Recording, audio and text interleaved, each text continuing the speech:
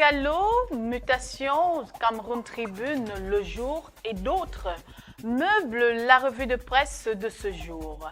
Ghislain Cougan se fera le plaisir de nous balader dans les sentiers chauds de l'actualité de ce jour.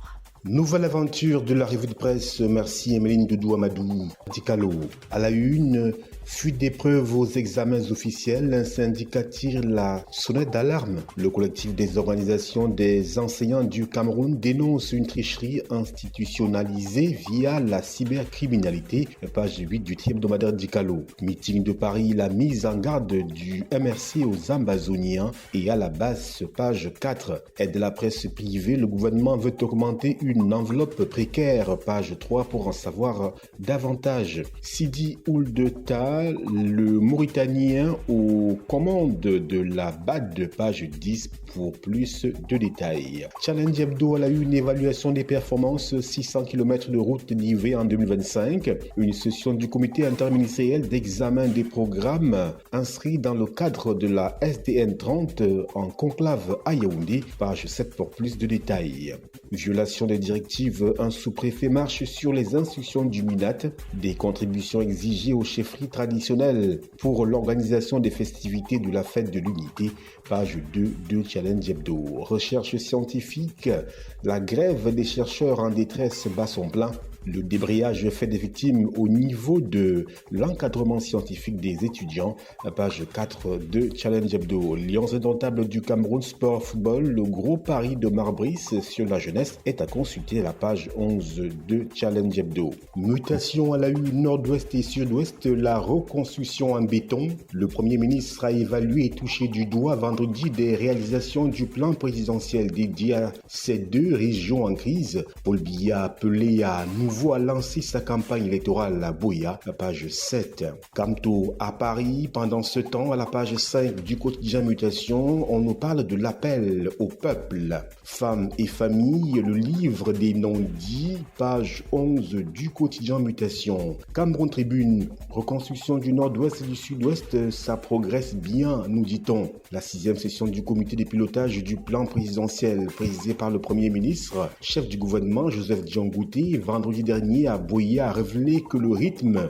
de reconstruction dans les 13 départements et 65 conseils municipaux des deux régions était de 48,35% au nord-ouest et 51,65% au sud-ouest. 5 ans après, beaucoup a été accompli et les efforts se poursuivent, nous dit Cameroun Tribune aux pages 2 et 3 de cette édition. Appui aux médias privés, l'État fera mieux, nous dit-on, le dispositif actuel ayant montré ses limites. Le gouvernement est engagé à trouver une formule plus efficace. Augmentation de l'enveloppe, mise en place effective du Fonds spécial de développement de l'audiovisuel, d'exonération fiscale sur certains intrants sont quelques pistes envisagées, à lire donc l'éclairage du ministre de la Communication René Emmanuel Sadi dans le focus de Cameroun Tribune aux pages 7 et 9 de ce numéro. Le quotidien Le Jour à la une, alternance Camto garantit sa protection à Paul Biya et sa famille. Le président du mouvement pour la renaissance du Cameroun MRC a tenu un meeting samedi à Paris. Ci-dessous les grandes lignes de son discours, page 4 du quotidien Le Jour. Reconstruction du Nozo, 21 milliards de francs CFA ont été dépensés en 2024. Le quotidien Le Jour nous en dit davantage. Confidentiel à la une, Queenfish Company SA, nouveau rebondissement. Depuis le 26 mai dernier, un nouveau feuilleton s'est ouvert dans l'affaire qui oppose Célestine Kétia-Cortez, l'actuel ministre de l'Habitat et du Développement urbain, aux actionnaires indiens et camerounais de cette entreprise. Alors qu'on croyait la messe dite après le rejet de son pourvoi le 20 mars dernier, l'un des actionnaires vient de saisir la plus haute juridiction du Cameroun aux fins de renvoi devant la formation des sections réunies pour la révision d'un arrêt. Le seul but de cette démarche est de faire triompher la vérité, nous dit Confidentiel aux pages 6 et 7 de ce numéro présidentiel. Le professeur Maurice Kamto, jusqu'où peut-il aller? Point d'interrogation, esquisse de réponse à la page 10. Portrait El Hadj Relouanou, les secrets d'un engagement militant, page 4 pour en savoir davantage. Natation, un nouveau record aux 50 mètres papillon, page 9 nous dit confidentiel. Le quotidien Émergence à la une, Kamto depuis Paris, l'amnistie pour Paul Biya, s'il quitte le pouvoir. Retour sur le meeting dans la capitale française à la page 5 du quotidien Émergence. Organisation internationale de médiation, le Cameroun signe la convention, page 5 pour en lire l'air lent. Yaoundé, un réseau de braqueurs démantelé, page 5 toujours du quotidien Émergence. Chazu 2025, lancement à Maroa dans la capitale régionale de l'extrême nord Cameroun. Émergence nous dit tout à la page 11. L'indépendant, présidentiel 2025, le pouvoir ou rien. Samedi dernier à la place de la République à Paris, le leader du MRC a exhorté la diaspora de se mettre en ordre de bataille pour la présidentielle d'octobre 2025, dont sa candidature, dit-il, ne fait l'objet d'aucun obstacle juridique. Il a sollicité l'accélération des contributions financières pour les besoins de sa campagne. Il espère pouvoir collecter 6 milliards de francs CFA pour le scrutin présidentiel, dit le journal indépendant à la page 6. Reconstruction du NOZO, 600 milliards de francs CFA déjà mobilisés, page 3. L'info à chaud à la une, giga meeting de lancement de la campagne électorale du candidat Maurice Kamto à l'élection présidentielle d'octobre prochain au Cameroun, samedi dernier à Paris. Kamto promet de protéger Paul Biya après son élection, page 6 du quotidien L'info à chaud. Toujours avec l'info à chaud, Antoine Boris Bertol Eluna, coordonnateur national du MIS. L'état civil camerounais est une arme d'exclusion massive des électeurs, page 7 du journal L'info à chaud. Conjoncture économique à la une, Sidi Oulta, au nom de l'indépendance financière de l'Afrique. Les défis de Sidi Oulta, nouveau président de la Banque africaine de développement, sont non exhaustifs. L'ancien ministre mauritanien de l'économie dit s'inscrire dans la continuité des grandes priorités définies par son prédécesseur pour transformer le continent. Pour cela, il devra composer avec le désengagement des États-Unis vis-à-vis des mécanismes d'aide au développement, page 8 du journal Conjoncture économique. La voix des jeunes à la une alternance, la leçon du PSG au président Paul Biya, porté par une équipe juvénile et audacieuse avec à sa tête de jeunes talents comme Désiré Doué, 19 ans. Le PSG a écrasé l'Inter Milan pour remporter sa toute première Ligue des Champions. Un message fort adressé à la gérontocratie de Yaoundé. La victoire parisienne démontre avec éclat que l'alternance générationnelle n'est pas un risque, mais une solution, page 3 du journal La Voix des jeunes.